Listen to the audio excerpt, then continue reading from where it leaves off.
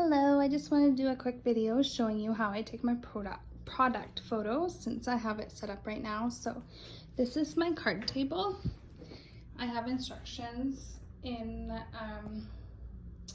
the description for how I made this, and I have one of our cuddle knit, our cuddle knit here, nice and tight.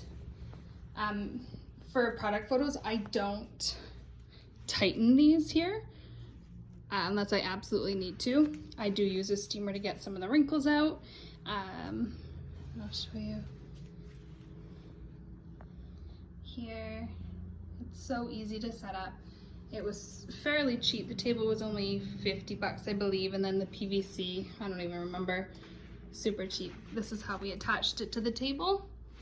It's definitely a little wobbly, but I mean, you shouldn't be messing with that during a shoot anyway. So I just wanted to show you that. And then I also have my massive light. This is the 86-inch. And then my reflector on this side that I move around and play with. I'm still not great at using a reflector, but I am learning. And then behind is my wind setup.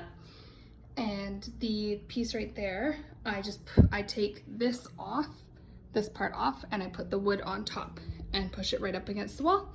And that's how I take my product photos.